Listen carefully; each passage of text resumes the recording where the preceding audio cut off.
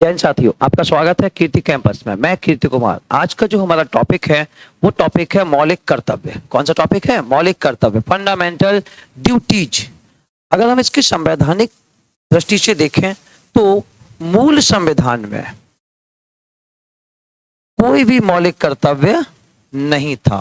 मूल संविधान में कितने मौलिक कर्तव्य थे? तो कोई भी मौलिक कर्तव्य नहीं था। लेकिन भारतीय दर्शन में कर्तव्यों की प्रमुखता दी गई है, कर्तव्यों को प्रमुखता से दर्शाया गया है। श्रीमद् भागवत गीता में भी भगवान श्री कृष्ण ने निष्काम कर्म की अवधारणा दी। उन्होंने कहा है कि कर्म किए जाओ, फल की इच्छा ना कर। हो सकता है फल की जगह फलानी मिल जाए, या फल की जगह ईश्वर ने तुम्हारे लिए जूस का इंतजाम कर रखा हो। तो कोई भी मौलिक कर्तव्य नहीं था। महात्मा गांधी जी ने भी कहा है कि अधिकारों का संसार कर्तव्यों में निहित है। तो इस दर्शन को लेने के लिए हमारे यहाँ क्या था, एक कमेटी का गठन किया गया और वो कमेटी थी सरदार स्वर्ण सिंह समिति। सरदार स्वर्ण सिंह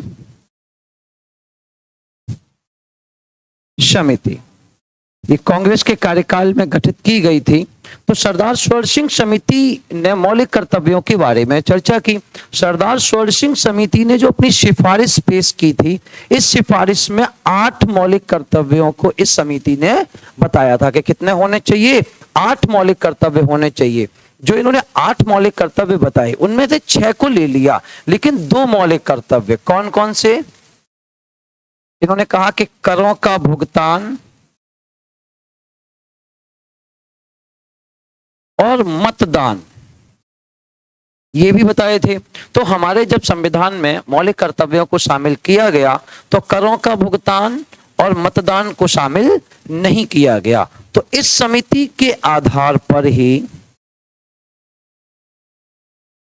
उस समय की पीएम इंदिरा गांधी जी ने एक संशोधन किया था उधर 42वां। तो 42वां संविधान संशोधन अधिनियम 1976 में हमारे भारतीय संविधान में भाग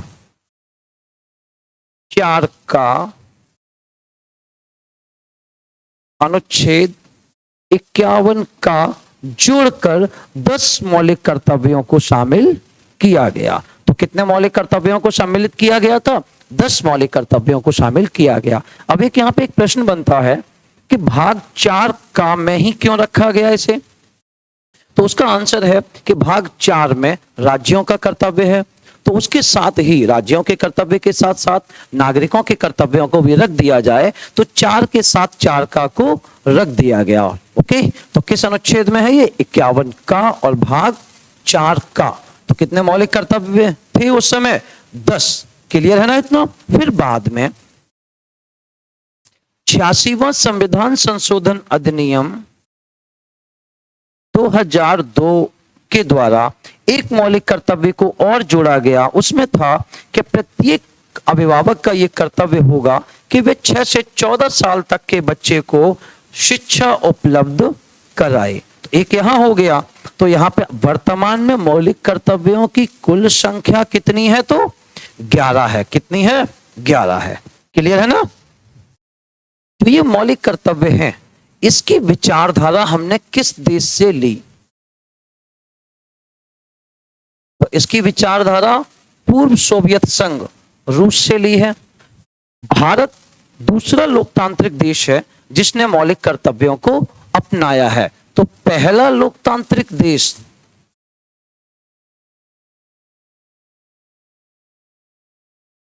कौन सा है? पहला लोकतांत्रिक देश जापान है। दूसरा लोकतांत्रिक देश तो भारत है। और जो आप टॉपिक पढ़ रहे हो इसकी पीडीएफ आपके टेलीग्राम पर मिल जाएगी पूरी।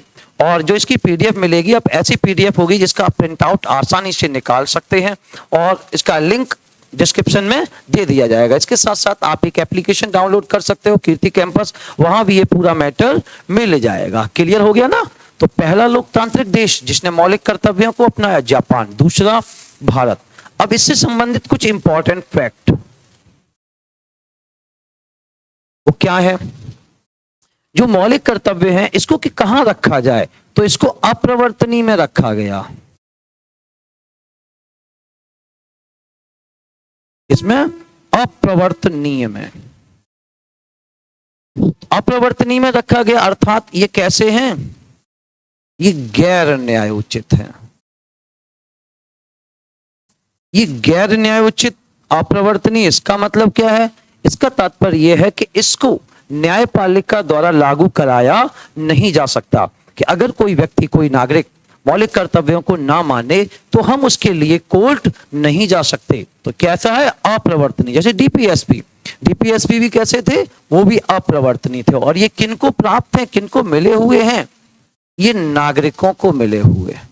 इसको है ये नागरिकों को हैं। लेकिन यह कहा गया है कि अप्रवर्तनीय अवश्य है, लेकिन ये एक जीवन पद्धति है। ये क्या है, एक जीवन पद्धति है। और जितने भी मौलिक कर्तव्य हैं 11, हम आपको पूरा ट्रिक से 11 की 11 भी एक बार में ही तैयार करा देंगे। तो थोड़ा सा धैर्य रखना, 2-4 मिनट, और पूरे 11 क्रम से आपको तैयार हो जाएंगे। इसके लिए एक समिति भी गठित की गई थी। वो समिति कौन सी थी, बहुत इंपॉर्टेंट है। कि पहले तो यह है कि वो समिति कौन सी थी, कि मौलिक कर्तव्य किस समिति के आधार पर शामिल किए गए, तो उसका आंसर होगा सरदार स्वर्ण सिंह समिति। लेकिन 1998 में जे.एच. वर्मा समिति का गठन किया गया।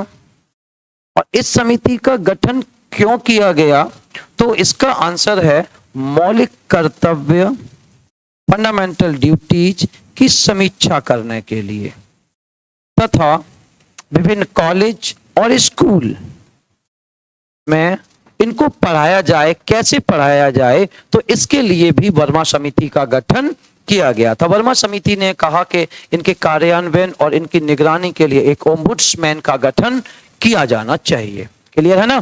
तो अब हम आगे बढ़ते हैं टोटल 11 मौलिक कर्तव्यों के बारे में। पहला, संविधान का पालन करें और उसके आदर्शों, संस्थाओं और राष्ट्रध्वज एवं राष्ट्रीय गान का आदर करें। कि संविधान का पालन करें, उनके आदर्श, संस्थाओं और राष्ट्रध्वज एवं राष्ट्रीय गान का आदर करें। अब इसको कैसे याद रखेंगे कि पहले नंबर पर ही ये है, तो इसको ऐसे याद रखेंगे केवल एक बार, नेशनल एंथम।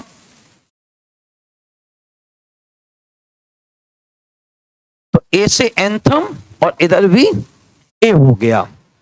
दूसरा मौलिक कर्तव्य, स्वतंत्रता के लिए राष्ट्रीय आंदोलन को प्रेरित करने वाले उच्च आदर्शों को हृदय में संजोए रखें और उनका पालन करें। किसके लिए, स्वतंत्रता के लिए। जो जो राष्ट्रीय आंदोलन को जिसने अभी प्रेरित किया, उनको हम अपने हृदय में संजोए रखें। अब कैसे याद रखेंगे कि स्वतंत्रता, ये केवल ट्रिक है। स्वतंत्रता के लिए किस किसने महत्वपूर्ण भूमिका निभाई, तो एक तो बापू जी, और दूसरे सरदार भगत सिंह। तो बा से बापू जी और बा से भगत सिंह, कौन सा हो गया, बी।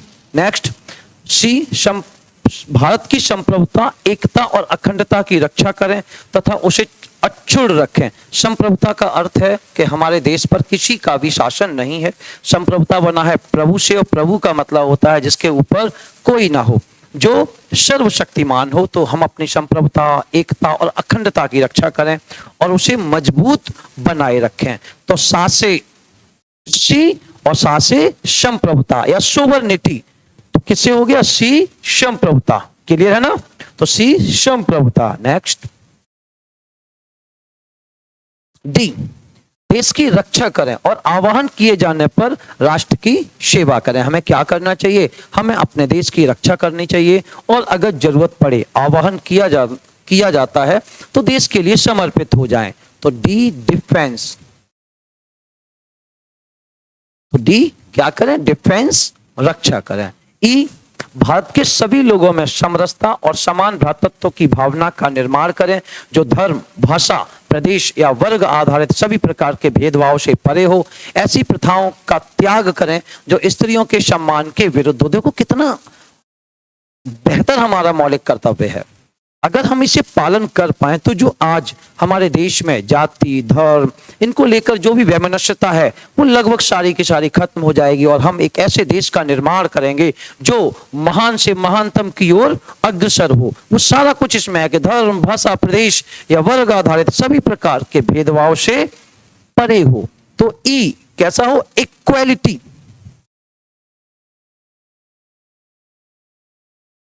बराबरी हो। कैसी हो? इक्वालिटी, ई हो गया। एफ हमारी सांस्कृतिक संस्कृति की गौरवशाली परंपरा का महत्व समझें और उसका परिरक्षण करें। क्या करें? सांस्कृतिक संस्कृति। अब कल्चर के बारे में इसमें है और कल्चर हमेशा कैसा होता है? समय समय पर फैंसी होता है। कैसा? तो कल्चर कैसा है? फैंसी है। एफ हो गया। क्लियर?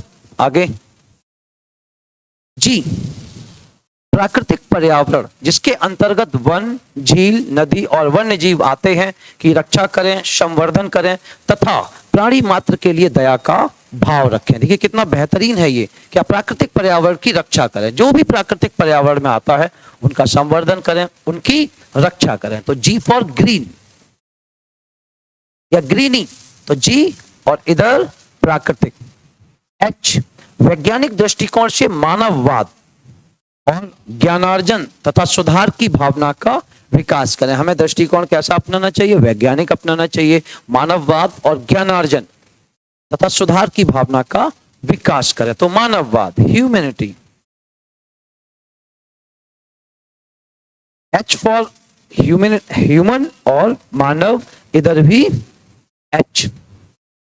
नेक्स्ट आई सार्वजनिक संपत्ति को सुरक्षित रखें और हिंसा से दूर रहें। तो इस किसके बारे में बताया गया? संपत्ति। संपत्ति कहां से आती है? इनकम से। तो इधर भी आई और इधर भी आई। क्लियर जी? व्यक्तिगत और सामूहिक गतिविधियों के सभी क्षेत्रों में उत्कर्ष की ओर बढ़ने का सतत प्रयास करें जिससे राष्ट्र प्रगति की ओर निरंतर बढ़ते हुए उपलब्धि की गई नई ऊंचाइयों को प्राप्त किया जा सके। अगर ये भी हम थोड़ा सा मान लें, और वैसे क्या है, मौलिक कर्तव्यों को हमें मानना चाहिए। और अगर देश में मैक्सिमम लोग मौलिक कर्तव्यों को मानने लगे तो हमारा देश 10 साल नहीं लगेगा विकसित हो जाएगा। तो यहाँ पे क्या है? व्यक्तिगत और सामूहिक गतिविधियों के सभी क्षेत्रों में प्रयास करें, बढ़ते रहें जिससे राष्ट्र प्रगति की ओर निरंतर बढ़ता रहे। तो कैसे रहें? हम ज्वाइंट रहें। जे फॉर ज्वाइंट और ज्वाइंट गतिविधि किससे? जे के 6 से 14 वर्ष तक की आयु के बच्चों को शिक्षा के अवसर प्रदान करें। के फॉर किड्स, इधर किड्स और इधर कि 6 से 14 साल तक के बच्चों को शिक्षा के अवसर प्रदान करें जिससे हमारा भारत महानता की ओर अग्रसर हो सके। आई होप आपको ये हमारा वीडियो पसंद आया होगा। यदि वीडियो पसंद आया हो तो वीडियो को शेयर कीजिए, इस पर कमेंट कीजिए, साथ ही साथ चैनल को सब्सक्राइब कीजिए जिससे हमें भी थोड़ा सा मोटिवेट मिल सके, और साथ ही साथ बेल आइकन को दबाएं जिससे कोई भी नोटिफिकेशन, कोई भी नया वीडियो आता है तो वो आपको प्राप्त हो पाए। Thank you very much.